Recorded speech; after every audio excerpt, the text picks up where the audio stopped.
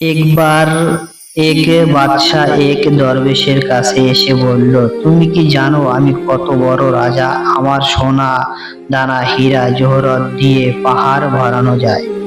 দরবেশ এসে বলল, রাজা সাহেব, যদি আপনার শরীরে কিডনি বা চোখ খারাপ হয়ে যায়, আপনি কি আপনার হীরা দিয়ে সেটা ফেরত কিনতে পারবেন? বাদশা চুপ হয়ে গেলেন।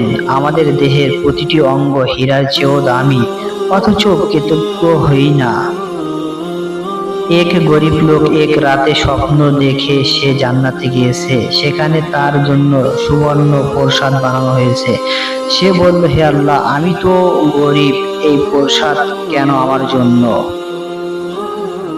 আল্লাহ বলেন, তুমি যখন অন্যের দুঃখে কেঁদেছিলে, আমার নাম নিয়ে চুপচাপ রাতে ইবাদত করেছিলে, সেটাই আমার কাছে হীরার চেয়েও দামি ছিল।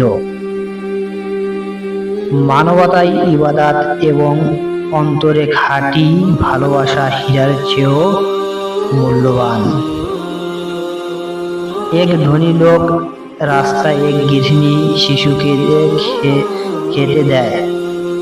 সেটা সেই ছোট ছেলে দোয়া করে বলে, আল্লাহ, তুমি যেন এই চাচার জান্নাতে একটি বড় বাড়ি বানিয়ে দাও। রাতে ধনী লোক স্বপ্নে দেখে তার জন্য জান্নাতে একটি বিশাল বাড়ি তৈরি হচ্ছে। একটি নিঃশেষ শিশুর দোয়া হীরার থেকেও বেশি দামি।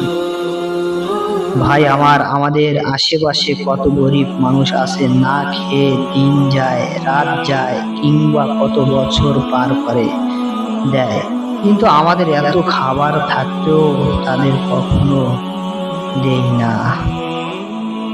তাই ভাই আমার, একটা গরিব মানুষের দোয়া আপনার জিন্দেগিটা পরিবর্তন করে নিতে পারেন আল্লাহ। তাই গরিবকে